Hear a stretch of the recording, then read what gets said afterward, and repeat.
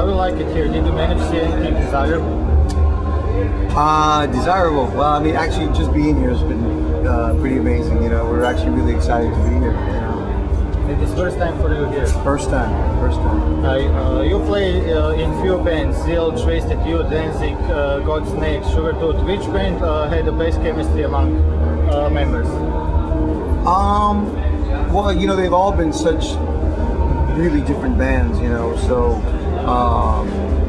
They've all been special in their own way, but I mean, you know, the thing with the Queens right now is I think we've, you know, because of we've had, you know, a couple different rotating lineups since I've been in the band as well. You know, it's pretty it's a pretty special thing, you know, to do that and tour with as many different players as I've already had, you know, since being here. So it's all, I would say the Queens is definitely the most eclectic, you know.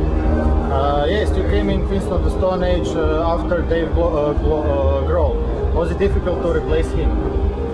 I mean, no. I mean, in the sense, it was difficult replacing 5 drummers, you know, because there was 4 other guys before him, you know. So, but it was all just part of what music is about, and that's adapting to your surroundings and coming into something that, you know, necessarily hadn't quite been yours yet, you know, and making it yours. So, no, it hasn't been difficult at all.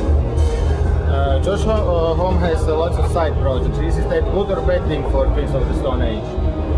Oh, I mean, I don't see how it could be a bad thing at all, you know.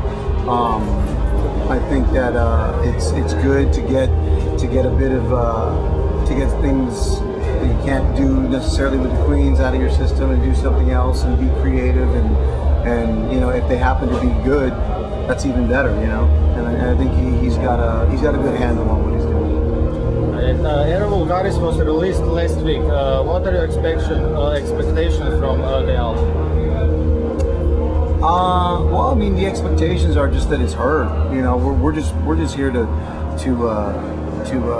make sure everybody gets a chance to hear what's happening with the Queens now. You know, we're ready to tour. We love, you know, it was a great.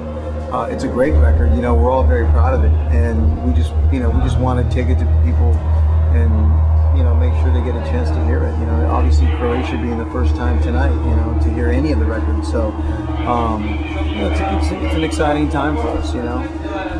Yes, but Era Vulgaris is a little bit softer than I thought it would be. There's lots of ballads. Can you tell me more about that? How come did you change a little bit sound of the band? It's a little bit, you'd say, softer. Softer, yes. Lots of ballads on the album. Well, I wouldn't say that. I would say that it's a bit more. I mean, if you know the Queens and if you understand what the Queens are about, each record is entirely different than the last. It's pretty boring to get yourself lumped into something where you keep making the same record over and over. And you know, and a lot of bands do that. We've chosen to constantly challenge ourselves when it comes to writing and performing. The fact that the record is a bit different sounding than the last is actually a good thing for us. You know, when you make art or create art, you don't usually go for trying to create the same thing. Yes, of course. You know, you want it to be as different as possible, and there's no limit to what you're doing, really, when you think about it.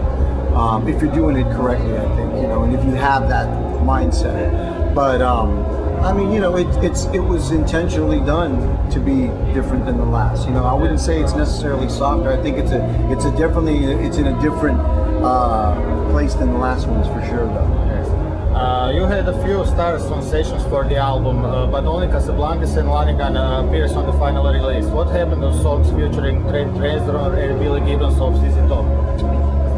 Well, we didn't work with Billy this time around. We worked with Billy on Lullabies. So Billy wasn't around for this one. As far as the title track goes with Trent, that was basically just had to do with the sequencing of the record. And when we finished the record, we actually had too many songs. So, you know, the way the record ended up without the track is the way it was supposed to be done. You know, naturally, we all agreed that the 11 songs that made the record were the 11 that should be there. You know. And last question: what is your plan for future? To keep making music. Keep making music, man. Okay. Yeah. Thank you. Thank you. Thank you. Nice to meet you. Uh-huh.